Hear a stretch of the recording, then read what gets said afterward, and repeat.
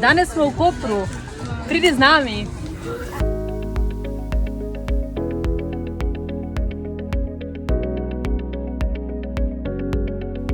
Ob Svetovnem dnevu oceanov in tik pred mednarodno konferenco Združenih narodov o oceanih se je na slovenski obali odvil vikend za oceane v organizaciji Greenpeace Slovenija.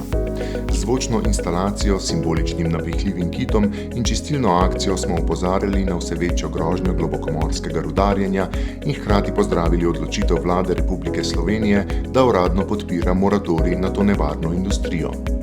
Tako da bi se ob tej priložnosti rada zahvalila vsem tistim vladnim uslužbencem in strokovnjakom, ki so v tej odločitvi pripomogli, in seveda vsem našim prostovoljcem, podpornikom in podpisnikom in podpisnicam peticije.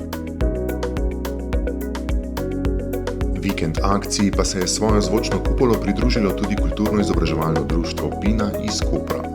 Za posebno vzdušje pa skrbi zvočna instalacija iz globin oceanov. In če stopimo v to kupolo, se lahko potopimo v ocean in zaplavamo s kiti. Poleg prostovoljcev, aktivistov in podpornikov sta se kampanji pridružila tudi naša ambasadorja, blogerka in vplivnica Nika Veger in olimpijski jadralec Karlo Hmeljak, ter naravovarstvenik Robert Turk in operna pevka Irena Preda.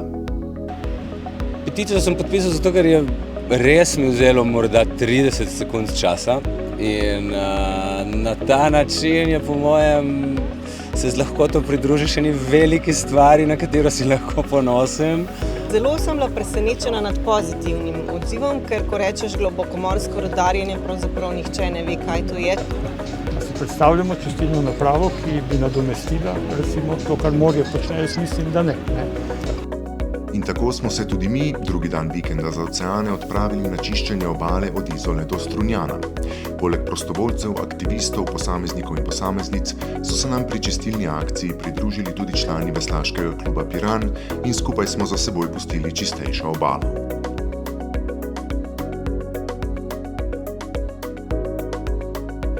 Oceani niso rudnik in morsko dno v mednarodnih vodah ni last podjetij. Slovenija je naredila pomemben korak, zdaj pa je čas, da svojo podporo prenese tudi na mednarodni oder. Nevarnost, da bi industrija začela s plenjenjem morskega dna, še vedno obstaja in naše delo se tu ne ustavi. Greenpeace Slovenija.